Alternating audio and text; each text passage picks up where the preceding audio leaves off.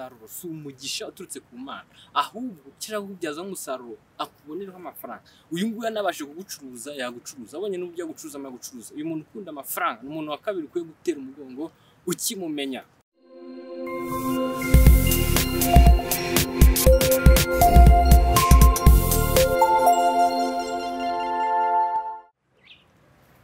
Data twese uri mu ijuru, mu izina rya Yesu Kristo, Mana turi imbere y'ubwiza bwawe, turi imbere y'imbabazi zawe, turi imbere y'urukundo rwawe.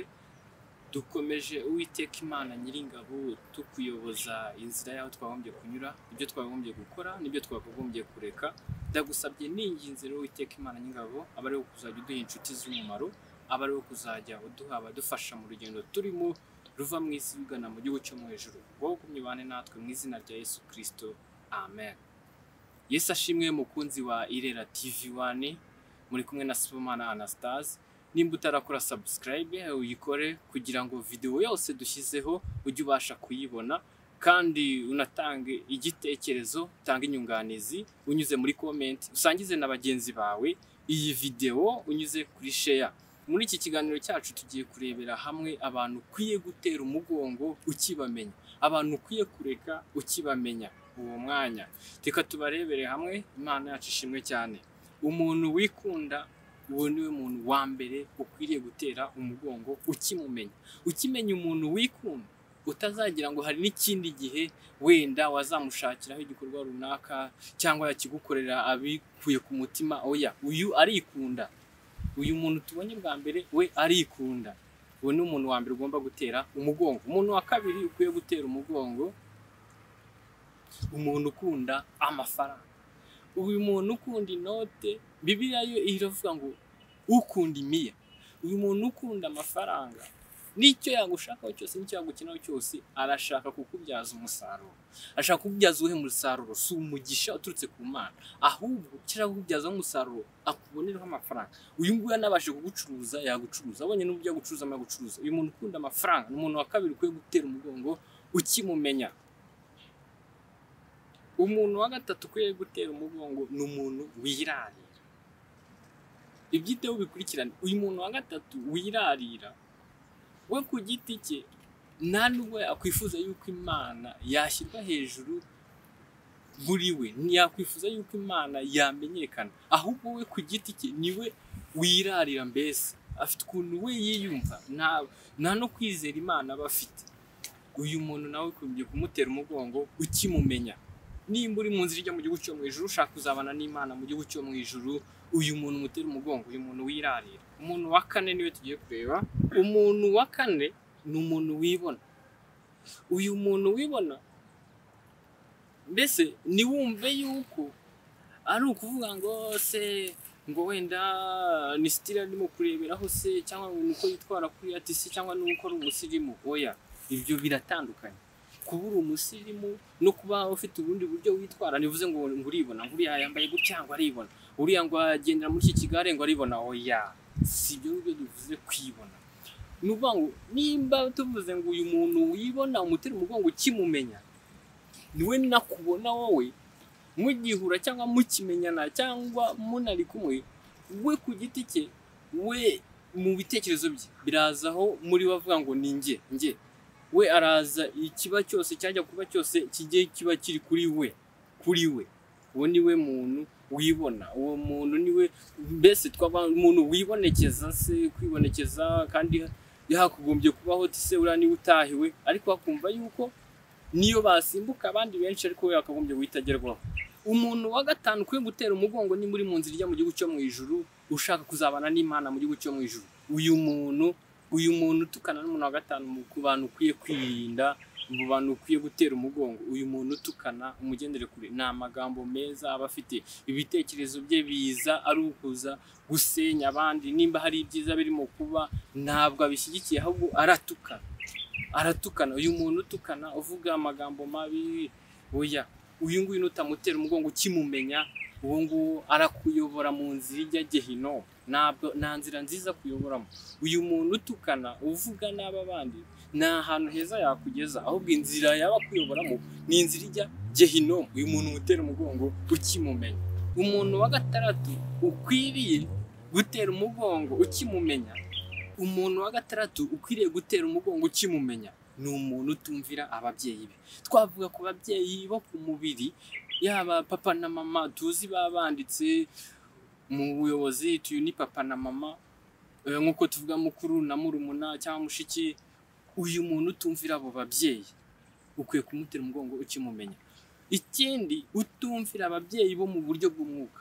Nimba hari abari bamugira inama cyangwa bamuhuguye cyangwa bamubyaje ubutumwa bwiza, akaba ageze ku gihe, ku kigero cyo kuba atabumvira, avuga ati njyewe biriya bambwiye sindi kubyumva, kandi inzira nziza yarahisemo nayibonye yaranayemeye, ariko igihe kirageze arahindutse, uwo nguwo ntabwo arimo kumvira abo babyeyi bo mu buryo bw'umwuka.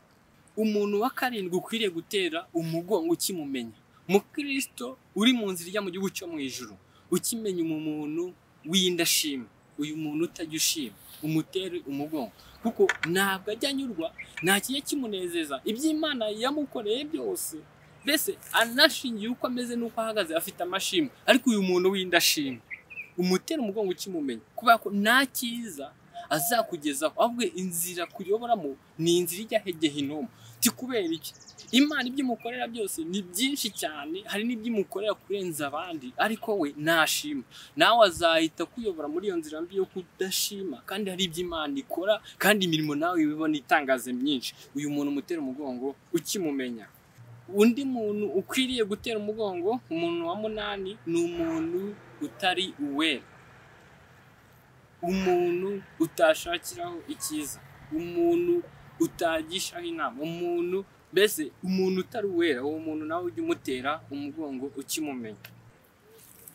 Umuntu wa cyenda ukwiriye gutera umugongo ni umuntu udakunda abe, mbese uruhande rwose yaba arimo, ariko urwo ruhande arimo urwo ari rwo rwose ntabwo arukunda. Yaba ari abo babana, yaba ari abo mu muryango, yaba ari abo bakorana, yaba ari abo basengana, abo bantu ntabwo aba bakunda, kandi nawe uba ufite ibimenyetso bigaragaza yuko adakunda abe. Niyo mpamvu uyu muntu ukimumenya umutera umugongo, kuko umukurikiye ukanagenda ukajya wumva n'ibyo akubwira n'inama kugira, we yakuyobora ahantu habi cyane. Umuntu wa cumi ukwiriye gutera umugongo ukimumenya, nimba ukomeje inzira ijya mu gihugu cyo mu ijuru, nimba ukomeje urugendo, nimba ukomeje inzira Yesu Kristo yakweretse, uyu muntu umutera umugongo. Uyu muntu wa cumi ari we uyu muntu utuzura. Umuntu utuzura umutera umugongo ukimubona, ukimumenya muri wowe. Umuntu utuzura mbese ni ntamunoza, sinzi niba twavuga ni ntamunoza. Uyu muntu niyuzura, niyo wavuga uti senda gusohokana mugenzereze gute, uyu muntu ntabwo yuzura. Umutera umugongo ukimumenya. Umuntu wa cumi n'umwe uzatera umugongo, umuntu ubeshyerana, umuntu ubeshya, umuntu uhimba ikinyoma. Uyu muntu ukimumenya umutere umugongo, kuko utamuteye umugongo ngo uhindukire umureke, yakujyana habi nawe utazikura. Umuntu wa cumi na kabiri ukwiriye gutera umugongo ni umuntu utirinda. Uyu muntu utirinda, kubera iki atirinda? Muri we ntacyo afite, niyo mpamvu adashaka no kwirinda. Ese aririnda, afite icyo undi arimo kurinda. Uyu muntu utirinda ntabwo yari yakira Yesu Kristo nk'umukiza mu bugingo bwe. Ti kubera iki? Yaba mutunze muri we, yakagombye kubungabunga bya bindi biri muri we, wa wundi yakiriye. Ariko uyu muntu utirinda, uyu muntu utarimo kwera imbuto zikwiriye nawe urimo kubona ngo bashe kwirinda, uyu mutera umugongo, kuko aho yakujyana si heza. Umuntu wa cumi na gatatu ukwiriye kwirinda mu Kristo, mwene data, mushiki wanjye, papa, mama, umuntu ukwiye kwirinda, uyu muntu wa cumi na gatatu, uyu muntu ugira urugomo. Umuntu ugira urugomo umwirinde. Umuntu ushobora gukoresha agatsiko, umuntu ushobora kurugomo, ubu muntu mwirinde. Se ikintu cyitwa gukora urugomo cyangwa iki ntukiziwe n'ugisobanukirwa. Uyu muntu ukimumenya mutera umugongo umwirinde, ukomeze inzira yawe ijya mu gihugu cyo mu ijuru, ntihazajye ibikurangaza mu gihe wahisemo neza inzira ijya mu gihugu cyo mu ijuru. Warahisemo Yesu Kristo ukamwakira nk'umwami n'umukiza mu bugingo bwawe, yarakubereye inzira. Ntukurikize uyu muntu ugira urugomo, umutera umugongo, umureke.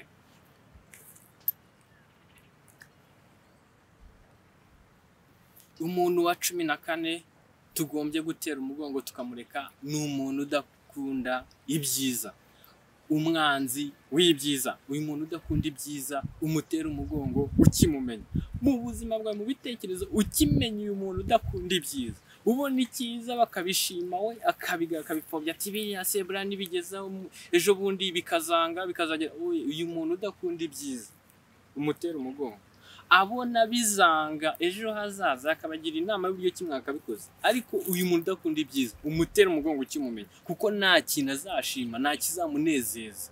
Umuntu wa 15 niwe tugiye kurebera hamwe umuntu ugomba kwirinda, ukwiye gutera umugongo. Ni umuntu ugambana, umugambanyi muri make. Uyu muntu w'umugambanyi umutera umugongo ukimumenya. Ushaka kubaho neza, ushaka kwibera mu buzima bwiza kandi Yesu ashima kandi nawe ukanyurwa, uyu muntu ugambana umutera umugongo ukimumenya. Uyu muntu ugambana umureke, umukatire, uko twabivuga. Uyu muntu ugira kugambana, mbese we ashobora gupanga nk'agatsiko runaka kagakorera inama, akavuga ati mugende runaka mubigenze gutya cyangwa ibi nibi muzabigenze gutya.